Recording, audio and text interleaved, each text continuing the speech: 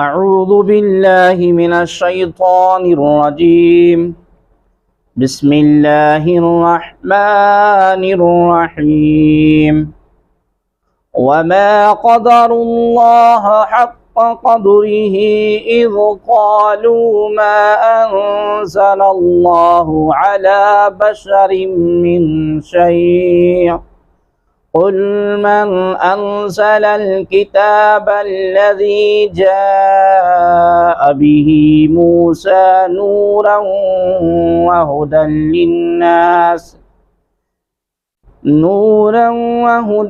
للناس تجعلونه قراطيس تبدونها وتخفون كثيرا وعلمتم ما لم تعلموا أنتم ولا آباؤكم قل الله ثم ذرهم في خوضهم يلعبون. اور یہودیوں نے اللہ تبارک و تعالیٰ کی قدرت، اللہ تبارک و تعالیٰ کی قدر نہ کی جیسا اس کی قدر کرنے کا حق تھا. جب انہوں نے کہا اللہ نے کسی انسان پر کوئی چیز نہیں نازل کی، تم فرماؤ وہ کتاب کس نے اتاری تھی جسے موسیٰ علیہ السلام لے کر آئے تھے؟ نور اور لوگوں کے لیے ہدایت تھی جس کے تم نے الگ الگ کاغذ بنا لیے تھے، کچھ ظاہر کرتے ہو اور بہت کچھ چھپا لیتے ہو، اور تمہیں وہ سکھایا جاتا ہے جو نہ تم کو معلوم تھا اور نہ تمہارے باپ دادا کو. تم کہو اللہ، پھر انہیں ان کی بےہودگی میں کھیلتے ہوئے چھوڑ دو. وَمَا قَدَرُ اللَّهَ حَقَّ قَدْرِهِ. اور یہودیوں نے اللہ تبارک و تعالیٰ کی قدر نہ کی جیسا کہ اللہ کی قدر کرنے کا حق تھا. اس آیت کا شان نزول یہ ہے کہ یہودیوں کی ایک جماعت اپنے حبر الاحبار یعنی سب سے بڑے عالم مالک ابن سیف کو لے کر نبی کریم صلی اللہ علیہ وآلہ وسلم سے بحث کرنے آئے. تاجدار رسالت صلی اللہ علیہ وآلہ وسلم نے اس سے فرمایا، میں تجھے اس پروردگار کی قسم دیتا ہوں جس نے حضرت موسیٰ علیہ السلام پر توریت نازل فرمائی، کیا توریت میں تو نے یہ دیکھا ہے ان اللہ یبغض الحبر السمین، یعنی اللہ تبارک و تعالیٰ کو موٹا عالم ناپسند ہے. وہ کہنے لگا ہاں یہ تو توریت میں ہے. حضور عالم نور مجسم صلی اللہ تبارک و تعالی علیہ وآلہ وسلم نے فرمایا تو موٹا عالم تو ہی ہے. اس پر وہ غضبناک ہو کر کہنے لگا کہ اللہ تبارک و تعالی نے کسی آدمی پر کچھ نہیں اتارا. اس پر یہ آیت کریمہ نازل ہوئی اور اس میں فرمایا گیا کہ وہ کتاب کس نے اتاری جو موسیٰ علیہ السلام لائے تھے وہ لاجواب ہو گیا، اور یہودی اس پر برہم ہو گئے اور اس کو جھڑکنے لگے اور اس کو اس کے عہدے سے معزول کر دیا. مفتی احمد یار خان نعیمی رحمۃ اللہ تعالی علیہ فرماتے ہیں کہ خیال رہے کہ موٹے پادری سے مراد وہ پادری تھے جو حرام خوری کر کے خوب موٹے ہو جاتے تھے. اس آیت کا خلاصہ یہ ہے کہ یہودیوں نے اللہ تبارک و تعالیٰ کی ویسی قدر نہ کی جیسا کہ اس کی قدر کرنے کا حق تھا، اور اس کی معرفت سے محروم رہے اور بندوں پر اللہ تبارک و تعالیٰ کے رحم و کرم کو نہ جانا. انہوں نے کہا کہ اللہ تبارک و تعالیٰ نے کسی انسان پر کوئی چیز نہیں اتاری. اے حبیب صلی اللہ علیہ وسلم، تم انہیں جواب دو کہ اللہ تبارک و تعالیٰ نے کوئی کتاب نہیں اتاری تو وہ کتاب کس نے اتاری تھی جسے حضرت موسیٰ علیہ السلام لے کر آئے تھے، جو سراپا نور اور لوگوں کے لیے ہدایت تھی، اور جس کے تم نے الگ الگ کاغذ بنا لیے تھے اور ان میں سے کچھ ظاہر کرتے ہو اور جس کا اظہار اپنی خوشی کے مطابق سمجھتے ہو، جبکہ حضرت محمد صلی اللہ علیہ وسلم اور ان کے دین کے بارے میں بہت کچھ چھپا لیتے ہو. اور اے یہودیو، تم محمد صلی اللہ علیہ وسلم کی تعلیم اور قرآن کریم کے ذریعے وہ کچھ سکھایا جاتا ہے. اے یہودیو، تمہیں محمد صلی اللہ علیہ وآلہ وسلم کی تعلیم اور قرآن کریم کے ذریعے وہ کچھ سکھایا جاتا ہے جو نہ تم کو معلوم تھا اور نہ تمہارے باپ دادا کو. مزید فرمایا کہ پھر کیوں مزید فرمایا کہ یہودی اگر آپ کریم صلی اللہ علیہ وآلہ وسلم کے سوال کا جواب نہ دے سکیں تو تم خود جواب دے دینا کہ تورات کو اللہ تبارک و تعالی نے نازل کیا تھا، اور جیسے تورات کو اللہ تبارک و تعالی نے نازل فرمایا تھا ایسے ہی قرآن کریم کو بھی اللہ تبارک و تعالی نے نازل فرمایا ہے۔ اور یہ جواب دینے کے بعد انہیں ان کی بےہودگی میں کھیلتے ہوئے چھوڑ دو، کیونکہ جب آپ کریم صلی اللہ علیہ وسلم نے حجت قائم کر دی اور واعظ اور نصیحت کا حق ادا کر دیا، ان کے لیے عذر اور بہانے کی گنجائش نہ چھوڑی اور اس پر بھی وہ باز نہ آئے تو انہیں ان کی بےہودگی میں چھوڑ دیں۔ یہ کفار کے حق میں وعید و تحدید ہے۔ وَهَذَا كِتَابٌ أَنزَلْنَاهُ مُبَارَكٌ مُصَدِّقُ الَّذِي بَيْنَ يَدَيْهِ وَلِتُنذِرَ أُمَّ الْقُرَىٰ وَمَنْ حَوْلَهَا وَالَّذِينَ يُؤْمِنُونَ بِالْآخِرَةِ يُؤْمِنُونَ بِهِ وَهُمْ عَلَىٰ صَلَاتِهِمْ يُحَافِظُونَ۔ اور یہ برکت والی کتاب ہے جسے ہم نے نازل فرمایا ہے، پہلی کتابوں کی تصدیق کرنے والی ہے، اور اس لیے اتری تاکہ تم اس کے ذریعے مرکزی شہر اور اس کے ارد گرد والوں کو ڈر سناؤ، اور جو آخرت پر ایمان لاتے ہیں وہی اس کتاب پر ایمان لاتے ہیں اور وہ اپنی نماز کی حفاظت کرتے ہیں۔ وَهَذَا کتاب، اور یہ کتاب ہے۔ یہاں قرآن پاک کے بارے میں فرمایا کہ یہ قرآن پاک برکت والی کتاب ہے جسے ہم نے نازل فرمایا، یہ پہلی کتابوں کی تصدیق کرنے والا ہے، اور ہم نے اس سے اس لیے نازل فرمایا کہ آپ صلی اللہ علیہ وآلہ وسلم کے ذریعے مرکزی شہر مکہ مکرمہ اور اس کے ارد گرد والوں اللہ تبارک و تعالیٰ کے عذاب کی خبریں دو۔ والذین یؤمنون بالآخرہ، اور جو آخرت پر ایمان لاتے ہیں۔ ارشاد فرمایا جو لوگ آخرت اور اس میں موجود انواع و اقسام کے عذابات پر ایمان لاتے ہیں وہی اس کتاب پر ایمان لاتے ہیں، کیونکہ وہ برے انجام سے ڈرتے ہیں اور یہی خوف انہیں غور و فکر کرنے پر ابھارتا رہتا ہے، یہاں تک کہ وہ اس پر ایمان لے آتے ہیں۔ اور قرآن مجید پر ایمان لانے والے اپنی نماز کی حفاظت کرتے ہیں۔ یہاں نماز کو بطور خاص اس لیے ذکر کیا گیا ہے کہ یہ ایمان کے بعد سب سے اعلیٰ عبادت ہے، اور جب بندہ تمام ارکان اور شرائط کے ساتھ اس کی پابندی کرتا ہے تو دیگر عبادات و اطاعات کی پابندی کرنا بھی شروع کر دیتا ہے۔ اس سے معلوم ہوا کہ قرآن مجید پر ایمان لانے کا ایک تقاضا یہ ہے کہ پانچوں نمازیں ان کے تمام ارکان و شرائط کے ساتھ پابندی سے ادا کی جائیں، اور ان کی ادائیگی میں کس طرح کی سستی اور کاہلی سے کام نہ لیا جائے۔ اللہ تبارک و تعالی سب مسلمانوں کو اس تقاضے پر پورا اترنے کی توفیق عطا فرمائے۔ وَمَنْ أَظْلَمُ مِمَّنِ افْتَرَى عَلَى اللَّهِ كَذِبًا أَوْ قَالَ أُوحِيَ إِلَيَّ وَلَمْ يُوحَ إِلَيْهِ شَيْءٌ وَمَنْ قَالَ سَأُنْزِلَ مِثْلَ مَا أَنزَلَ اللَّهُ وَلَوْ تَرَى إِذِ الظَّالِمُونَ فِي غَمَرَاتِ الْمَوْتِ وَالْمَلَائِكَةُ بَاسِطُو أَيْدِيهِمْ أَخْرِجُوا أَنفُسَكُمْ الْيَوْمَ تُجْزَوْنَ عَذَابَ الْهُونِ بِمَا كُنْتُمْ تَقُولُونَ عَلَى اللَّهِ غَيْرَ الْحَقِّ وَكُنْتُمْ عَنْ آيَاتِهِ تَسْتَكْبِرُونَ۔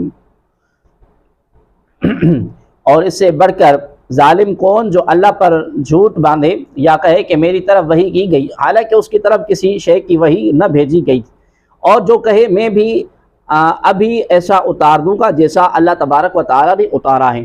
اور اگر تم دیکھو جب ظالم موت کی سختیوں میں ہوتے ہیں اور فرشتے ہاتھ پھیلاتے ہوئے کہتے ہیں کہ اپنی جانیں نکالو، آج تمہیں ذلت کا عذاب دیا جائے گا اس کے بدلے جو تم اللہ تبارک و تعالیٰ پر ناحق باتیں کہتے تھے اور اس کی آیتوں سے تکبر کرتے تھے۔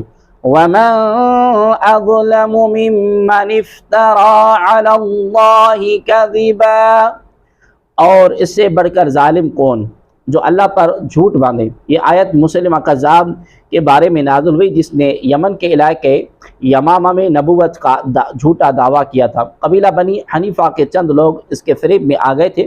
یہ کذاب سیدنا ابو بکر صدیق رضی اللہ تعالی عنہ کے زمانہ خلافت میں حضرت وحشی رضی اللہ تعالی عنہ کے ہاتھ سے قتل ہوا۔ اس کے بارے میں فرمایا کہ اس سے بڑھ کر ظالم کون جو اللہ تبارک و تعالیٰ پر جھوٹ باندھے یا نبوت کا جھوٹا دعویٰ کرے اور کہے کہ میری طرف وحی کی گئی حالانکہ اس کی طرف کسی شے کی وحی نہ بھیجی گئی۔ یہ آیت صراحت کے ساتھ مرزا قادیانی کا بھی رد کرتی ہے کیونکہ وہ بھی اس کا مدعی تھا کہ میری طرف وحی نازل کی جاتی ہے۔ آج کل قادیانی لوگوں کو مختلف طریقے سے دھوکہ دیتے ہیں۔ کچھ یہ کہتے ہیں کہ مرزا غلام احمد نے نبوت کا نہیں بلکہ مجدد ہونے کا دعویٰ کیا تھا اور ہم اسے صرف مجدد مانتے ہیں، جبکہ بعض کہتے ہیں کہ مرزا نے مطلق نبوت اور رسالت کا دعویٰ نہیں کیا تھا بلکہ ایک خاص قسم کی نبوت کا دعویٰ کیا تھا۔ حالانکہ مرزا قادیانی کی کتابوں میں 20 جگہ مطلق نبوت اور رسالت کا دعویٰ موجود ہے اور ذلی اور برودی نبوت کا دعویٰ ہے، وہ بھی نبوت ہی کا دعویٰ ہے اور وہ بھی قطعاً کفر ہے۔ نیز مرزا کے منکروں کو کافر ماننے والوں کو صحابی اور بیویوں کو ازواج مطہرات کہنا ان کی کتابوں میں عام ہے، لہذا کسی بھی مسلمان کو ان کے دھوکے میں نہیں آنا چاہیے۔ وَمَنْ قَالَ، اور جس نے کہا۔ آیت کا یہ حصہ عبداللہ بن ابی سرح کے بارے میں نازل ہوا جو کاتب وحی تھا۔ جب آیت وَلَقَدْ خَلَقْنَا الْإِنسَانَ نازل ہوئی تو اس نے اس کو لکھا اور آخر تک پہنچتے پہنچتے انسانی پیدائش کی تفصیل پر مطلع ہو کر متعجب ہوا، اور اس حالت میں آیت کا آخری حصہ فَتَبَارَكَ اللَّهُ أَحْسَنُ الْخَالِقِينَ بے اختیار اس کی زبان پر جاری ہو گیا۔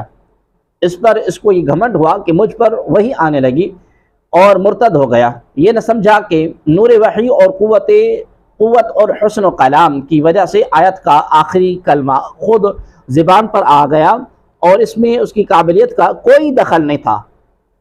زور کلام بعض اوقات خود اپنا آخر بتا دیا کرتا ہے، جیسا کبھی کوئی شاعر نفیس مضمون پڑھے اور مضمون خود قافیہ بتا دیتا ہے اور سننے والے شاعر سے پہلے قافیہ پڑھ دیتے ہیں۔ ان میں ایسے لوگ بھی ہوتے ہیں جو ہرگز ویسا شعر کہنے پر قادر نہیں، تو قافیہ بتانا ان کی قابلیت نہیں، کلام کی قوت ہے۔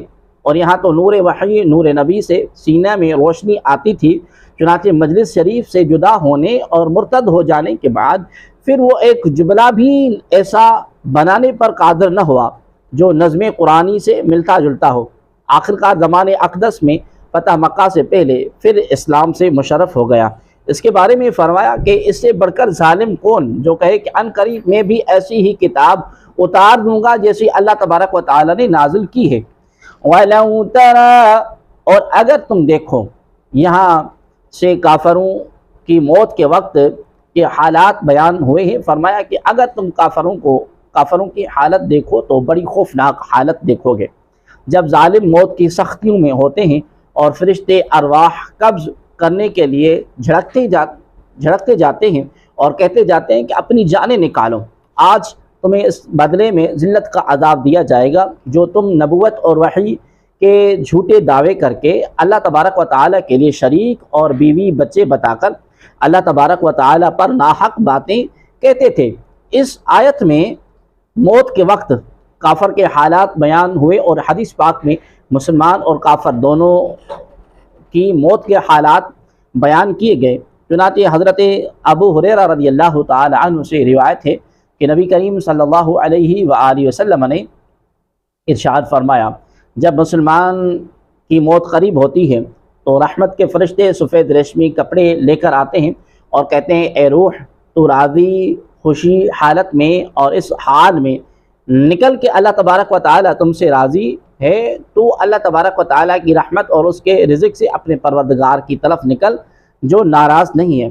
پھر روح عمدہ خوشبو اور مشک کی طرح خارج ہوتی ہے اور فرشتے اسے اسی وقت اٹھا کر آسمان کے دروازے پر لے جاتے ہیں اور کہتے ہیں کہ یہ کتنی اچھی خوشبو ہے جو زمین سے آئی ہے۔ اس کے بعد اسے مسلمانوں کی روح کے پاس لے کر آتے ہیں اور وہ روحیں اس شخص سے بھی زیادہ خوش ہوتی ہیں جو کسی گئے ہوئے شخص کے واپس آنے پر خوش ہوتا ہے، اور وہ روحیں اسے دریافت کرتی ہیں کہ دنیا میں پیچھے رہنے والا فلاں شخص کیسا کام کرتا تھا۔ پھر روحیں کہتی ہیں ابھی ٹھہرو اور اسے چھوڑ دو، یہ دنیا کے غم میں ہے۔ یہ روح کہتی ہے کیا وہ شخص تمہارے پاس نہیں تھا؟ یعنی دنیا سے تو وہ آ چکا، تو کیا تمہارے پاس نہیں ہے؟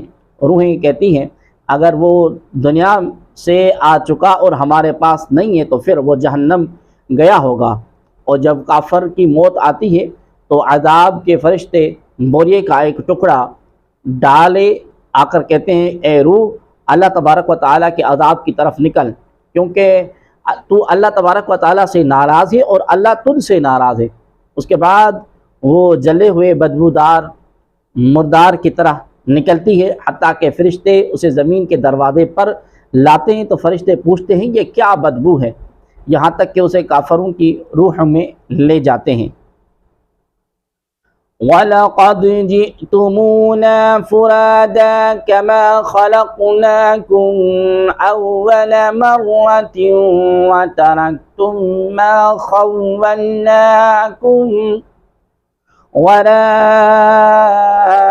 ظُهُورِكُمْ وَمَا نَرَىٰ مَعَكُمْ شُفَعَاءَكُمُ الَّذِينَ زَعَمْتُمْ أَنَّهُمْ فِيكُمْ شُرَكَاءُ لَقَدْ تَقَطَّعَ بَيْنَكُمْ وَضَلَّ عَنكُمْ مَا كُنتُمْ تَزْعُمُونَ۔ اور بے شک تم ہمارے پاس اکیلے آئے جیسا ہم نے تمہیں پہلی مرتبہ پیدا کیا تھا، اور تم اپنے پیچھے اور سب مال و متاع چھوڑ آئے جو ہم نے تمہیں دیا تھا، اور آج ہم تمہارے ساتھ تمہارے ان سفارشوں کو نہیں دیکھتے جنہیں تم گمان کرتے تھے کہ وہ تم میں ہمارے شریک ہیں۔ بے شک تمہارے درمیان جدائی ہو گئی اور تم سے وہ غائب ہو گئے جن کے معبود ہونے کا تم دعویٰ کرتے تھے۔ وَلَقَدْ جِئْتُمُونَا فُرَادَىٰ، اور جو تم ہمارے پاس اکیلے آئے۔ گزشتہ آیت میں کافروں کی موت کے احوال بیان ہوئے تھے اور اس آیت میں قیامت کے احوال کا بیان ہے۔ چنانچہ ارشاد فرمایا کہ قیامت کے دن ان کافروں سے کہا جائے گا بے شک تم ہمارے پاس حساب و جزا کے لیے ایسے اکیلے آئے جیسے ہم نے تمہیں پہلی بار پیدا کیا تھا، نہ تمہارے ساتھ مال ہے، نہ جاہ، نہ اولاد جن کی محبت تم عمر بھر گرفتار رہے، اور نہ بت جنہیں پوجتے رہے۔ آج ان میں سے کوئی تمہارے کام نہ آیا بلکہ تم وہ سب مال متاع اپنے پیچھے چھوڑ آئے جو ہم نے تمہیں دیا تھا، اور آج تمہارے ساتھ تمہارے ان سفارشوں کو نہیں دیکھتے جنہیں تم گمان کرتے تھے کہ وہ تمہارے عبادت کرنے میں ہمارے شریک ہیں۔ بے شک تمہارے درمیان جدائی ہو گئی اور تم سے وہ بت غائب ہو گئے جن کے معبود ہونے کا تم دعویٰ کرتے تھے۔ یاد رہے کہ مرنے کے بعد انسان قبر میں اکیلا ہوگا۔ دنیا کے مال و متاع، اہل و عیال، عزیز و رشتہ دار اور دوست احباب میں سے کوئی بھی اس کے ساتھ قبر میں نہ جائے گا، بلکہ یہ سب اسے قبر کے تاریخ گڑھے میں تنہا اور اکیلا چھوڑ کر جائیں گے۔ اسی طرح میدان حشر میں بھی انسان اس طرح اکیلا ہوگا کہ اس وقت اس کا ساتھ دینے کی بجائے ہر ایک اس سے بے نیاز ہو کر اپنے انجام کی فکر میں مبتلا ہوگا۔ یوں ہی بارگاہ الہی میں اپنے اعمال کا حساب دینے بھی یہ تنہا حاضر ہوگا۔ لہذا دانا یہی ہے کہ دنیا کی زندگی میں رہتے ہوئے اپنے ایسے ساتھی بنا لیے جائیں جو قبر کی وحشت انگیز تنہائی میں انسیت اور غمخواری کا باعث ہوں، اور قیامت کے دن نفسی نفسی کے ہولناک عالم میں تسکین کا سبب بنے۔ اور یہ ساتھی نیک اعمال ہیں، جیسا کہ حضرت انس بن مالک رضی اللہ تعالی عنہ سے روایت ہے کہ نبی کریم صلی اللہ علیہ وآلہ وسلم نے ارشاد فرمایا میت کے ساتھ 3 چیزیں جاتی ہیں، 2 واپس لوٹ آتی ہیں اور ایک اس کے ساتھ باقی رہتی ہیں، اس کے اہل و عیال، اس کا مال اور اس کا عمل اس کے ساتھ جاتے ہیں، اور اس کے اہل و عیال اور اس کا مال واپس لوٹ آتے ہیں اور اس کا عمل باقی رہتا ہے۔